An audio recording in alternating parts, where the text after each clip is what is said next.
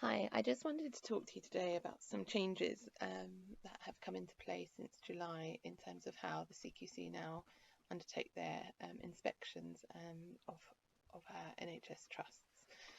They moved to a single assessment framework, which I appreciate won't mean much to many people, but I want to just break down what that is going to mean for us when we next have a CQC inspection.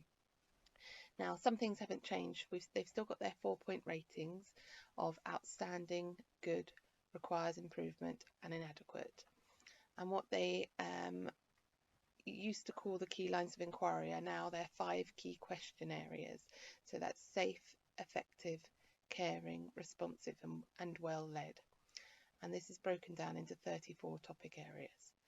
Now, the main thing you need to be aware of is there's a big change in terms of they have quality statements now, and these are known as we statements. So this is how we demonstrate whether we are safe, effective, caring, responsive, and well led.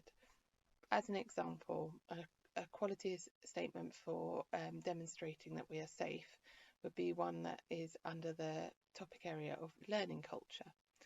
So the statement is, we have a proactive and positive culture of safety based on openness and honesty, in which concerns about safety are listened to, safety events are investigated and reported thoroughly, and lessons are learned to continually identify and embed good practices.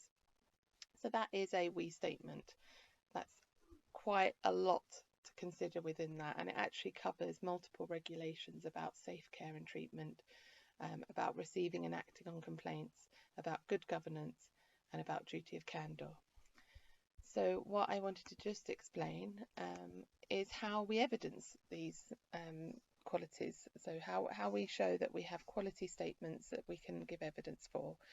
And we have 6 evidence categories. Now, the one you'll all be most familiar with is the on-site investigations. Now, that's actually a very small part of what the CQC looks at when they're assessing a trust.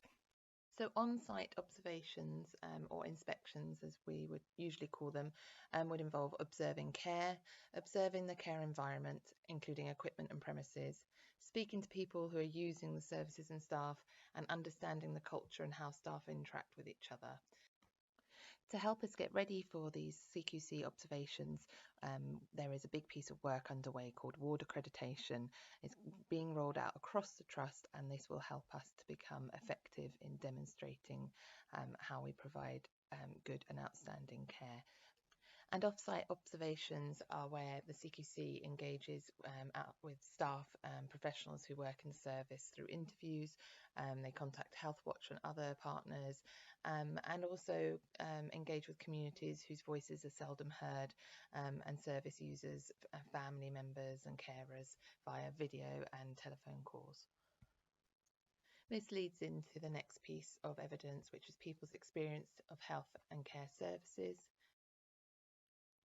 And then your other evidence categories include feedback from staff and leaders. So that would, for example, include our staff surveys that are completed across the trust.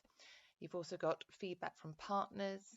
So those are the organisations that we work with. We've also got processes. This would include incident reporting, infection control, prevention, and then finally, of course, our outcomes. And our outcomes are available to look at on our dashboard and highlight report.